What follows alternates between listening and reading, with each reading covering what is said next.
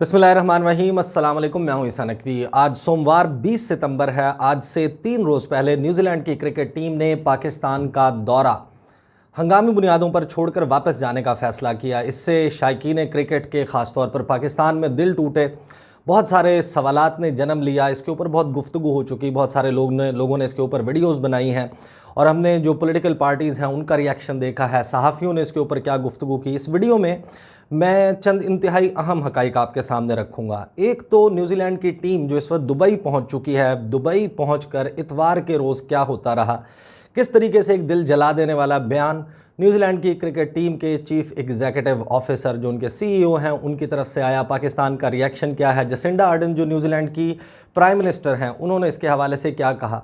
बहुत सारी जो है वो थ्योरीज़ इस वक्त मार्केट में सर्कुलेट कर रही हैं, कॉन्स्पिरेसी थ्योरीज़ भी हैं, उसमें हक़ाइक़ क्या हैं इस हवाले से एक तो वो मैं आपके सामने रखूँगा। ये दौरा मनसूखी, इसमें कौन से अवामिल जो हैं वो कार फरमा हो सकते हैं और मैं आपके सामने कुछ ऐसे रीज़न्स ड्रॉ करने की कोशिश करूँगा जिसकी बुनियाद पर मैं ये समझता हूँ कि न्यूजीलैंड की क्रिकेट टीम की जो दौरा की मनसूखी का फ़ैसला है वो उसका डायरेक्ट बराह रास्त ताल्लुक़ जो है वो जियो पॉलिटिकल सिनेरियो के साथ हैं। कौन कौन से फैक्टर्स हैं जो इसमें इन्वॉल्व हो सकते हैं वो फैक्टर्स भी आपके सामने रख दूँगा। और साथ ही न्यूजीलैंड के पास 2 ऑप्शंस थे, वो ऑप्शंस क्या थे और उसमें उसने दूसरे ऑप्शन का इंतखाब क्यों किया, पहला जो ऑप्शन था उसका इंतखाब क्यों मुश्किल था। पहले मैं आपको बता देता हूँ, मेरे सामने से रॉयटर्स की स्टोरी मौजूद है जिन्होंने वेलिंगटन से ये स्टोरी फाइल की है, लेकिन दुबई में जो कुछ गुफ्तगू हुई उसको कोट करके, New Zealand players reach Dubai after credible threat derailed Pakistan tour, कि पाकिस्तान का जो टूर है उसको डीरेल करने का, उसको छोड़कर जाने का फ़ैसला एक क्रेडिबल मुस्तनद ख़तरे की बुनियाद पर किया गया। ये रॉयटर्स ने लिखा है और इन्होंने लिखा है कि जी New Zealand was warned of a specific credible threat against its team, the country's cricket board said on Sunday, elaborating on the rationale for abruptly abandoning the tour of Pakistan as the squad reached Dubai।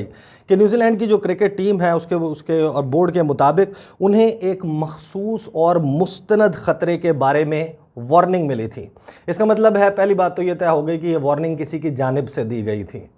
Warning जो है वो ख़ुद क्योंकि एक बात अपने जहन में रखिएगा कि न्यूजीलैंड जो है वो बहैसियत एक मुल्क, उसके पास इंटेलिजेंस गैदरिंग मैकेनिज़्म कम से कम साउथ एशियन सार्क रीजन में मौजूद नहीं है और वो डिपेंड करता है उन ममालिक पर जिन ममालिक के साथ उसका एक अलाइंस मौजूद है। अलाइंस की बात आगे चलकर करेंगे कि ये 5 आइज़ अलाइंस क्या है और इसमें जो 5 अंग्रेज़ी बोलने वाले ममालिक हैं वो क्या कुछ करते हैं और कौन से 2 मुल्क हैं जिनकी एजेंसीज़ इस रीजन में एक्टिव हैं और वो मुमकिना तौर पर इस किस्म का ख़तरा जो है और अलर्ट जो है वो जारी करके न्यूजीलैंड को उसके बारे में वार्निंग दे सकती हैं, एक मखसूस वार्निंग जिसके बारे में वो बात कर रहे हैं। लेकिन ये देख लें कि जी जो इनके चेयरमैन हैं, जो इनके चीफ एग्जीक्यूटिव हैं डेविड वाइट, उन्होंने कहा कि what I can say is that we were advised this was a specific and credible threat against the team.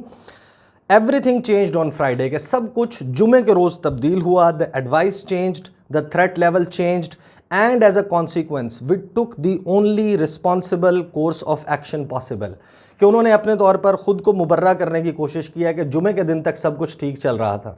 सबको मालूम है कि न्यूजीलैंड की cricket team Rawalpindi cricket stadium में आ रही थी, प्रैक्टिस कर रही थी, उसके प्लेयर्स, उसके सिक्योरिटी पर और सिक्योरिटी को जांचने वाले जो लोग हैं वो पाकिस्तान में सिक्योरिटी के अरेंजमेंट से मुतमईन थे। पाकिस्तान ने स्टेट लेवल की जो किसी भी सरबराह मुमलिकत को या हुकूमत को पाकिस्तान आने पर सिक्योरिटी फ़राहम की जाती है, जो कि ब्रिटिश रॉयल कपल को भी फ़राहम की गई थी। आप सबको मालूम है कि बरतानवी शहज़ादा शहज़ादी उन्होंने पाकिस्तान का दौरा किया, यही सिक्योरिटी उनको फ़राहम की गई थी।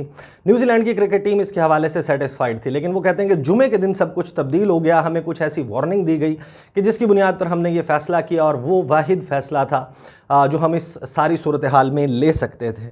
उसके बाद कहते हैं कि unfortunately given the advice we had received, और ये बहुत अलार्मिंग चीज़ है, ख़ास तौर पर ये दिल जला देने वाला बयान क्यों है कि यहाँ पर जो वो गुफ्तगू कर रहे हैं वो कह रहे हैं कि unfortunately given the advice we had received there was no way we could stay in the country.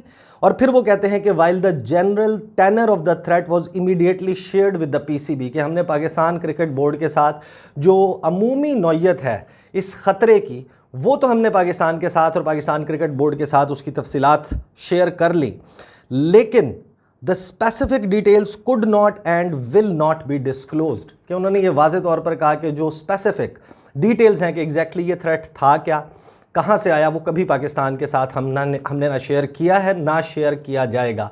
Now this is alarming कि एक मुल्क है जिसमें ख़तरा मौजूद है, आप उसकी इंटेलिजेंस एजेंसीज़ को उस ख़तरे से आगाह नहीं करना चाहते। अगर वो थ्रेट पाकिस्तान में मौजूद है और न्यूजीलैंड को पॉसिबली निशाना बनाया जा सकता था उनकी क्रिकेट टीम को, तो ये फ़र्ज़ बनता है किसी भी ज़िम्मेदार मुल्क का कि वो पाकिस्तान की सिक्योरिटी एजेंसीज़ को, इंटेलिजेंस एजेंसीज़ को बताएं कि वो कौन सा मखसूस थ्रेट है, कौन सा टेरर नेटवर्क है, किस किस्म की इत्ला है, कहाँ से वो हमला जो है वो इनकी टीम के ऊपर हो सकता था, ताकि पाकिस्तान उस टेरर नेटवर्क के ख़िलाफ़ जो है वो अपने तौर पर एक्शन ले सके। ये नहीं बताया जा रहा न्यूजीलैंड की क्रिकेट टीम की तरफ से कि ये ख़तरा कहाँ से आया। मैं आपको बताऊंगा कि ये ख़तरा कहाँ से आया और इसके और जो ओरिजिनेट करता है उसका ताल्लुक जो है वो जियो पॉलिटिक्स के साथ कैसे है। लेकिन उसके ऊपर जो रिएक्शन पाकिस्तान के क्रिकेट बोर्ड के चीफ़ एग्जीक्यूटिव वसीम खान की तरफ से आया है, उन्होंने बहुत ही वाज़े अंदाज में, एक तो ज़ाहिर है कि डिसअपॉइंटमेंट का फैक्टर, मायूसी का फैक्टर पूरे पाकिस्तान में है, न्यूजीलैंड क्रिकेट टीम का मसला नहीं है।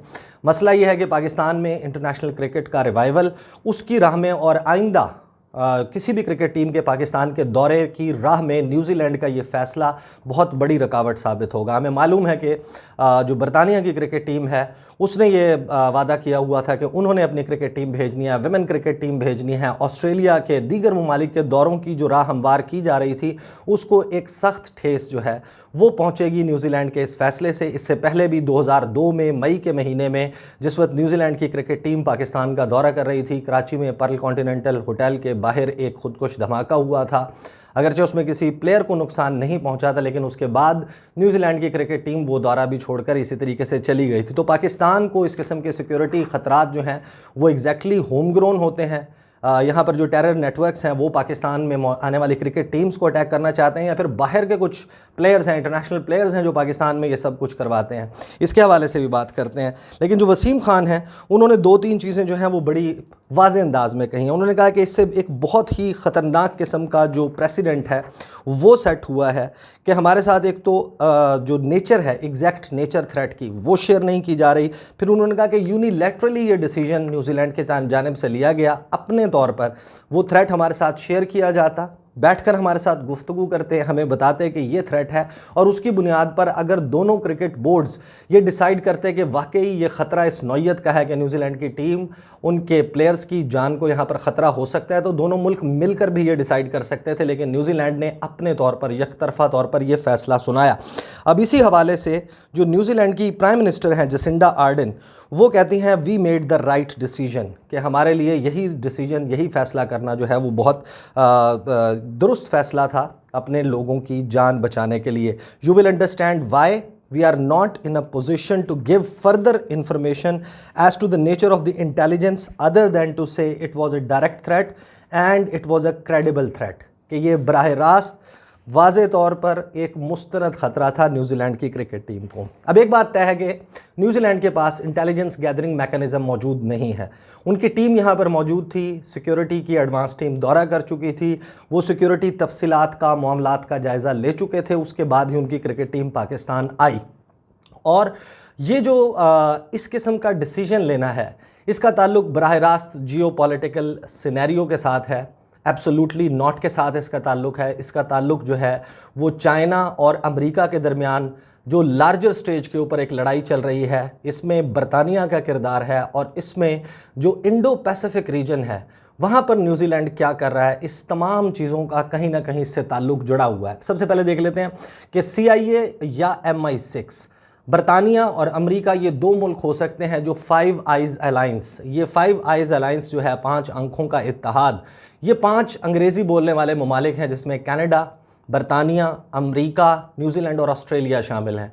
और ये रवाबित इनके दूसरी जंग अज़ीम के वक्त में जो है वो शुरू हो गए थे। तकरीबन 1941 के वक्त में ये रवाबित शुरू हो गए थे, लेकिन ये कोई बाज़ाब्ता एक अलायंस, एक इत्तेहाद नहीं था। सीक्रेट मीटिंग्स थी, इंटेलिजेंस शेयरिंग होती थी, मालूमात का तबादला होता था। 1960 में फाइव आइज़ अलायंस जो है वो कोल्ड वॉर के ज़माने में चलता रहा और अब तक कायम है। इसमें इंटेलिजेंस शेयरिंग की जाती है।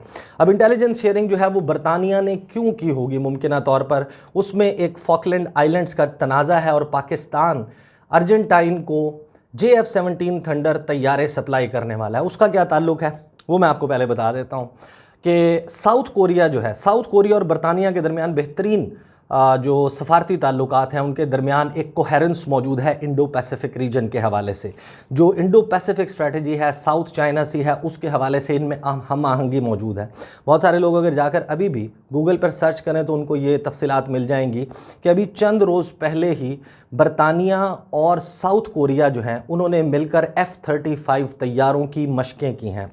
साउथ कोरिया वो मुल्क है जिसको अमेरिका ने अपने जदीद तरीन तैयारे F-35 फराहम किए हैं। दुनिया में बहुत कम ममालिक हैं जिनके साथ उन्होंने ये टेक्नोलॉजी और ये तैयारे जो हैं ये शेयर किए हैं, उसमें साउथ कोरिया शामिल है। इनको फ्रीगेट्स दिए गए हैं साउथ कोरिया को। इनके दरमियान ताल्लुकात बेहतरीन है, लेकिन इतने बेहतरीन ताल्लुकात होने के बावजूद बरतानिया ने साल 2020 में साउथ कोरिया के ऊपर कुछ पाबंदियां लगा दी थी। वो पाबंदियां लगाई गई थी क्योंकि साउथ कोरिया की जो कंपनी है, जो उनकी एरोस्पेस को और ये फाइटर जेट्स बनाने वाली कंपनी है, वो अर्जेंटाइन को तैयारे फाइटर जेट्स फराहम कर रही थी। उसके ऊपर एक लेटर मेरे पास मौजूद है, वो लेटर मैं आपको बता देता हूँ और फिर बताता हूँ कि इसका ताल्लुक इस सारे से मामले से किस तरीके से है। 28 अक्टूबर को जी ये ख़त लिखा गया और जो कोरिया एरोस्पेस इंडस्ट्रीज़ है उसने अर्जेंटाइन के एम्बेसडर को ये ख़त लिखकर बताया कि जो रिपब्लिक ऑफ कोरिया है वो अर्जेंटाइन को FA-50 तैयारे फराहम नहीं कर सकती। और इसकी बुनियाद जो है वो 1982 की जंग है जो अर्जेंटाइन और बरतानिया के दरमियान लड़ी गई थी। वो जंग जो है वो लड़ी गई थी फॉकलैंड आइलैंड्स के मामले पर। अब जो फॉकलैंड आइलैंड है वो तकरीबन 400 किलोमीटर बनते हैं दूर अर्जेंटाइन की कोस्ट से। इनका फासला फॉकलैंड आइलैंड्स का बरतानिया से तकरीबन 9000 किलोमीटर बनता है। 9000 किलोमीटर दूर ये सारा मामला जो नौ आबादियाती निज़ाम था, जब कॉलोनियलिज़म थी, ये बड़ी बड़ी कुव्वतें जो हैं वो दुनिया पर हुकूमतें किया करती थी। बरतानिया जिसकी सल्तनत में सूरज गरूब नहीं होता था, मुख्तलिफ ममालिक जो हैं उनको अपनी कॉलोनी बनाया हुआ था, जिसमें ये न्यूजीलैंड और ऑस्ट्रेलिया भी शामिल थे। आज का जो पाकिस्तान और भारत है ये भी शामिल थे। दुनिया के मुख्तलिफ ममालिक पर बरतानवी हुकूमत का झंडा लहराता था। फॉकलैंड आइलैंड की लड़ाई जो है वो बहुत पुरानी है। इसको सबसे पहले जो डिस्कवर है वो किया था फ्रेंच नेवी ने। उसके बाद इसके ऊपर एक बहुत बड़ी लड़ाई चलती रही है। कभी इसके ऊपर अर्जेंटाइन ने क्लेम किया, बरतानिया बाद में आया, स्पेन आया, अमेरिका, मुख्तलिफ ममालिक के इसके ऊपर जो है वो क्लेम्स हैं। लेकिन क्योंकि ये सबसे करीब पड़ता है अर्जेंटाइन की कोस्ट से, इस वजह से अर्जेंटाइन समझता है कि इसके ऊपर उनका हक है। और 1800s में जो है वो अराउंड 1832 1833 अर्जेंटाइन ने यहाँ पर क्लेम भी किया था। और इनके दरमियान फिर 1982 में जिस वक्त Margaret Thatcher prime minister of UK थी, उस वक्त एक जंग लड़ी गई। तकरीबन 10 हफ्ते तक ये जंग जारी रही, जिसमें 50 अर्जेंटीनियन एयरफोर्स के तैयारे जो हैं वो मारे गए थे। मुख्तलिफ उनके फ्रिगेट्स, उनके जो जंगी बहरी जहाज़ हैं वो तबाह किए थे बरतानिया ने। और उसके बाद से एक टेंशन मौजूद है अर्जेंटाइन और UK के दरमियान। और UK ने आर्म्स एम्बार्गो यानी कि असलहा फ़रोख्त करने की पाबंदी लगाई हुई है कि दुनिया में कोई भी मुल्क कोई भी दिफाई साजो सामान बनाता है, अगर उसमें बरतानिया से किसी भी टेक्नोलॉजी ली हुई है या उसमें कुछ ऐसे पुर्जे शामिल हैं जो बरतानिया से प्रोक्योर किए गए हैं, तो फिर वो सामान नहीं बेचा जा सकता अर्जेंटाइन को। क्योंकि उनके ख्याल में, क्योंकि इसी फॉकलैंड आइलैंड के ऊपर जो 12,000 स्क्वायर किलोमीटर्स का ये तकरीबन जजीरों का एक आर्कीपेलागो है, क्लस्टर ऑफ आइलैंड्स है, जिसकी आबादी जो है वो 2-3 हज़ार है। यहाँ पर एक एयरबेस जो है वो भी मेंटेन करता है बरतानिया। अर्जेंटाइन की एयरफोर्स जो है वो बिल्कुल तबाह कर दी गई थी। अब बरतानिया ये चाहता है कि कोई भी मुल्क फाइटर जेट्स जो हैं उसकी सप्लाई अर्जेंटाइन को ना करे। इसीलिए उन्होंने अपने करीबी इत्तेहादी, जो कि इंडो पैसिफिक रीजन में उनका इत्तेहादी है साउथ कोरिया, उसको मना किया कि आप तैयारे फराहम ना करें। और इस बुनियाद पर साउथ कोरिया पीछे हट गया। अर्जेंटाइन ने फैसला किया कि ये तैयारे पाकिस्तान से लिए जाएंगे। और क्या कोइंसिडेंस है कि जिस रोज़ अर्जेंटाइन की पार्लियामेंट ने $664 मिलियन एलोकेट किए कि पाकिस्तान से JF-17 थंडर तैयारे, और इस डील में चीन भी शामिल है। जिस दिन उन्होंने $664 मिलियन एलोकेट किए कि हम प्रोक्योर करेंगे JF-17 थंडर तैयारे पाकिस्तान से, उस दिन फाइव आइज अलायंस, जिसका आप वसीम खान भी कह चुके हैं कि ये फाइव आइज अलायंस ही था, इत्तेहाद ही था, जिसने न्यूजीलैंड को ये सो कॉल्ड क्रेडिबल रिपोर्ट जो है वो शेयर की, और जिसकी बुनियाद के ऊपर न्यूजीलैंड की क्रिकेट टीम ने फैसला किया। तो ये फाइव आइज अलायंस उसी दिन ये थ्रेट जो है वो बताता है न्यूजीलैंड की टीम को कि आपको ये ख़तरा मौजूद है पाकिस्तान में, जिस दिन अर्जेंटाइन की पार्लियामेंट $664 मिलियन एलोकेट कर देती है पाकिस्तान से JF-17 थंडर तैयारे ख़रीदने के लिए। एक तो ये मामला है। दूसरा मामला है कि जाहिर है कि अमेरिका जो इन सब का चौधरी है, अमेरिका जो है उसने, हमें मालूम है, ये मैं मुताद्दिद वीडियोस में तस्करा कर चुका हूँ कि जब आपने एब्सोल्युटली नॉट कह दिया, आपने कहा कि आप अमेरिका को अड्डे फराहम नहीं करेंगे, और आपने ये फैसला कर लिया कि आप चीन के साथ स्ट्रेटजिकली अलाइंड रहेंगे इस लार्जर पॉलिटिकल सिनेरियो में, जो इंटरनेशनल पॉलिटिकल सिनेरियो है, इसमें आप चीन के साथ जो है वो आपकी हम आहंगी नज़र आती है, तो फिर बहुत सारे मसाइल हैं उनका सामना करना पड़ेगा। उसमें यूरोपियन पार्लियामेंट की करारदाद हो, उसमें फाइनेंशियल एक्शन टास्क फोर्स का मामला हो, उसमें इस किस्म के फैसले हों, ये उससे जुड़े हुए हैं। अब न्यूजीलैंड का मसला क्या था? दो ऑप्शंस कौन से थे न्यूजीलैंड के पास? आपको याद होगा 5 दिन पहले मैंने एक वीडियो की थी जिसमें मैंने बताया था ऑकस इत्तेहाद जो है वो वजूद में आ गया। आपको याद होगा उसमें मैंने ये तस्करा किया था कि ऑकस इत्तेहाद के वजूद में आते ही जसिंडा आर्डन जो है न्यूजीलैंड की प्राइम मिनिस्टर, उन्होंने कहा कि जो अमेरिका, बरतानिया और ऑस्ट्रेलिया का इत्तेहाद बना है जिसमें उनको एटमी आबदोज़ें फराहम की जाएंगी इंडो पैसिफिक रीजन में चीन के ख़िलाफ़ पेशबंदी करने के लिए, उन एटमी आबदोज़ों को न्यूजीलैंड के जो एक्सक्लूसिव इकनॉमिक जोन और मैरीटाइम जो उनके टेरिटोरियल क्लेम्स और बॉर्डर्स बनते हैं, जो उनकी समंदरी हदूद बनती है, वहाँ पर दाखिले की इजाज़त नहीं मिलेगी। ये हैं वो दो ऑप्शंस। मसला ये है कि ये फाइव आइज अलायंस हो या फिर दीगर ममालिक, जिस तरीके से अमेरिका इंडो पैसिफिक रीजन में मुख्तलिफ ममालिक को चीन के ख़िलाफ़ सफ़ारा करने की कोशिश कर रहा है, उनमें न्यूजीलैंड भी शामिल है। न्यूजीलैंड की मजबूरी ये है कि चीन के ऊपर उसकी मईशत का बहुत ज़्यादा इन्हसार मौजूद है। न्यूजीलैंड का दुनिया में सबसे बड़ा ट्रेडिंग पार्टनर चाइना है। गुड्स की और सर्विसेज की जो सबसे ज़्यादा डिपेंडेंसी है न्यूजीलैंड की, वो चीन पे है। चीन के साथ डायरेक्ट लड़ाई या ख़तरा मोल जो कन्फ्रंटेशन है वो मोल नहीं ले सकता न्यूजीलैंड। और जब उसके ऊपर ये दबाव पड़ा न्यूजीलैंड के ऊपर कि आप चीन के ख़िलाफ़ जो है इस सारे मामले में, इस लड़ाई में शामिल हों, न्यूजीलैंड जो है वो 2008 में जो तरक्की याफ्ता दुनिया है उसमें पहला मुल्क था जिसने फ्री ट्रेड एग्रीमेंट किया चीन के साथ। दुनिया के किसी और मुल्क का तरक्की याफ्ता ममालिक में उस वक्त तक चीन के साथ फ्री ट्रेड एग्रीमेंट नहीं मौजूद था। तो जो स्टेक्स हैं न्यूजीलैंड के, वो चीन में, चीन के साथ, चीन के जो ग्लोबल पॉलिटिकल सिनेरियो है उसमें चीन के साथ बहुत ज़्यादा है। न्यूजीलैंड इस वक्त ये पंगा नहीं ले सकता चीन के साथ, लेकिन चीन के जो दीगर इत्तेहादी हैं जिसमें पाकिस्तान शामिल है, वो उसके लिए एक ऑप्शन ऐसा साबित हुआ।